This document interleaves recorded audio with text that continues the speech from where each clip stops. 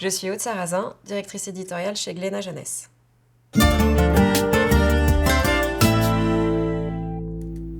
Humour, sensibilité et engagement. Alors pourquoi le mot humour ?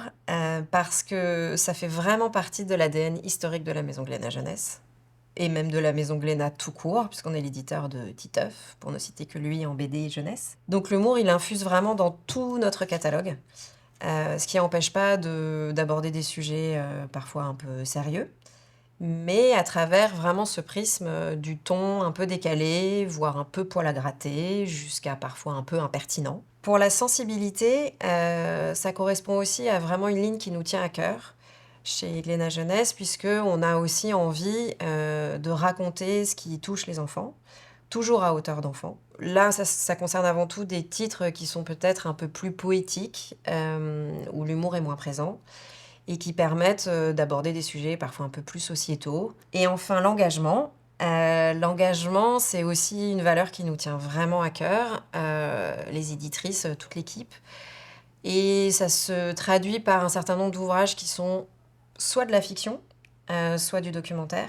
Et dans les deux cas, l'idée, c'est vraiment d'avoir une parole aussi, de porter une parole qui s'adresse aux enfants, aux pré-ados et aux ados pour les plus grands. Ce qui permet, évidemment, grâce aux auteurs aussi, qui se déplacent en salon, qui participent à des tables rondes, qui se déplacent en rencontres scolaires, sont les meilleurs aussi porte-parole de ces messages-là auprès des plus jeunes.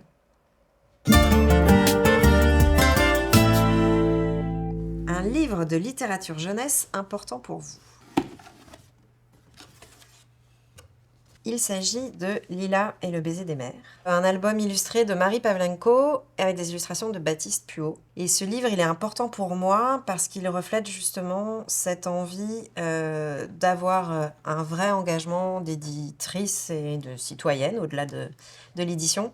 En l'occurrence, celui-ci, c'est vraiment une fiction. On rentre dans une histoire qui raconte la découverte par une petite fille qui s'appelle Lila des fonds marins, ce qui va évidemment lui donner la possibilité de à la fois s'émerveiller, ce qui est pour nous finalement la meilleure façon aussi de faire passer le message de l'engagement et en l'occurrence de la préservation des fonds marins. On a le sentiment vraiment aujourd'hui que ce qui, surtout à hauteur d'enfants, mais même chez nous les adultes, ce qui va nous pousser à l'action, c'est avant tout d'être touché en termes de sentiments et de plutôt s'adresser au cœur qu'à la raison. Et de pouvoir se projeter aussi et être inspiré par une histoire et par un personnage fort, ce qui est le cas de cette aventure de Lila, Sous les mers. Un livre qui vous a donné envie de devenir éditrice. Alors on a un peu triché parce qu'en fait il y a plusieurs livres. Alors pourquoi j'ai choisi ces ouvrages de Claude Ponty et de Pef ? Tout simplement parce qu'ils ont tout d'abord bercé mon enfance, puis celle de mes enfants, que ce sont deux auteurs incontournables pour moi de la littérature jeunesse, et qu'ils représentent surtout le fait que le livre est avant tout un espace de liberté créatrice. Ce sont deux grands exemples de cette douce folie langagière, imaginative que permet aussi la littérature jeunesse.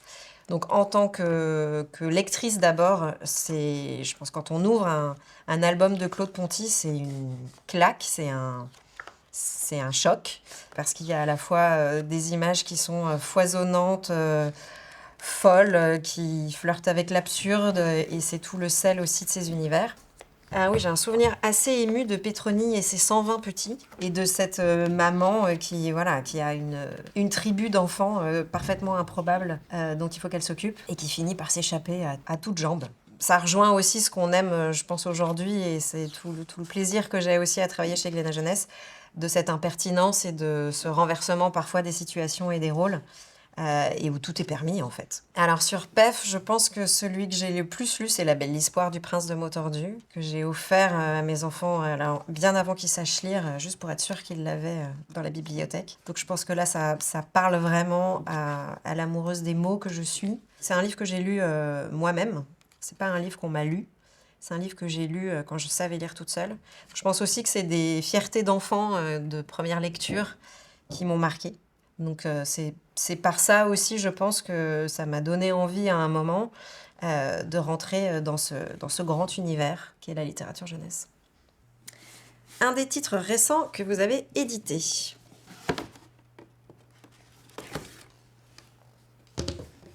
Alors, il s'agit de Smartville, avec sous-titre Rose et le jardin.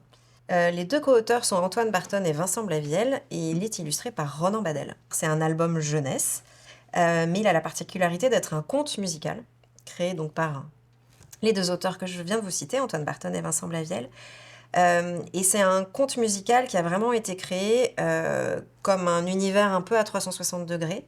Donc l'ouvrage est sorti chez nous, chez Glénat Jeunesse, le 23 octobre, en même temps qu'un accès à streaming par le biais de Sony. Et un spectacle musical se monte en 2025 avec une première date au Café de la Danse le 26 janvier. L'histoire a donc avant tout un propos à la fois sur le vivre ensemble, sur les écrans, sur la technologie à outrance et sur notre lien à la nature et à notre environnement. Mais c'est avant tout une histoire drôle, vraiment désopilante. Il y a des jeux de mots partout. Enfin, c'est foutraque, c'est joyeux, c'est très enfantin dans le ton et dans la manière aussi dont les personnages interagissent entre eux. Et en même temps, il y a vraiment un message qui est très fort et qu'on sent tout du long de l'ouvrage. Et ça rejoint sans doute plein d'éléments que je racontais au début sur le fait que c'est à la fois drôle, vraiment à hauteur d'enfant, et qu'il y a un message et un engagement qui est aussi très présent dans l'ouvrage. Donc on est très fiers et très très heureux d'avoir accompagné ce projet et un peu impatients de savoir ce qui se passe derrière. Un livre que vous avez édité particulièrement important pour vous. Alors, il s'agit de La Magicienne, écrit par Myriam Daman et illustré par Clément Lefebvre, qui est sorti il y a quelques années maintenant, qui fait partie de notre collection qu'on appelle entre nous Pépites. C'est des grands ouvrages avec aussi une pagination et des textes un peu plus denses et un peu plus littéraires. Celui-ci, donc, il me tient particulièrement à cœur, d'abord parce que j'ai une belle histoire, une belle rencontre avec Myriam Daman depuis que je suis éditrice. On s'est connus à l'époque où j'étais chez Slalom, donc où je faisais du roman, et où on avait très envie de travailler ensemble, mais ça ne s'y prêtait pas à ce moment-là.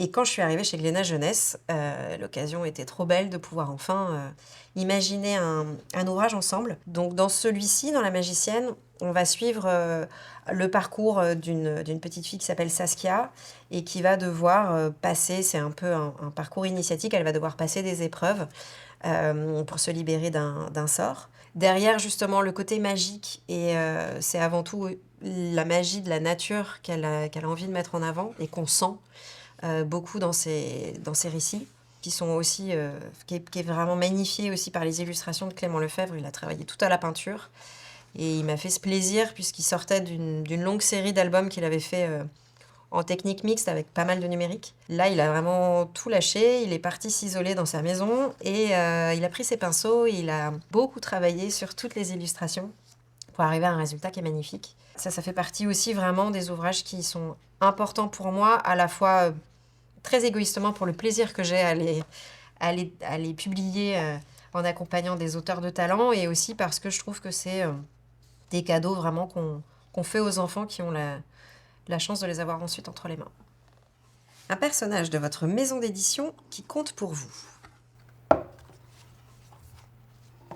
Alors, j'ai choisi Kevin, de l'album Princesse Kevin, écrit par Michael Escoffier et illustré par Roland Garrigue, parce que c'est vraiment un personnage devenu une icône du catalogue Glénat Jeunesse. Donc c'est l'histoire de Kevin qui, pour le carnaval de l'école, va décider de se déguiser en princesse, contrairement évidemment à la plupart de ses petits camarades garçons qui optent davantage pour les cow-boys et autres chevaliers. Ça fait vraiment partie effectivement du rôle aussi de la littérature jeunesse, c'est-à-dire ça permet d'aborder parfois des sujets un peu complexes, un peu graves, parfois sérieux, et ça permet aussi d'amener toute une diversité de représentations et de caractères d'enfants pour que chacun puisse s'y retrouver, se projeter.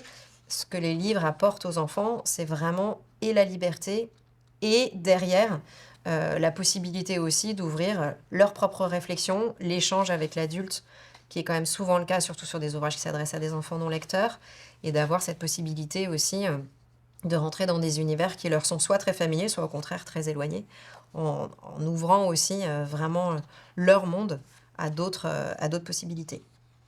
L'archive surprise choisie par l'heure joyeuse.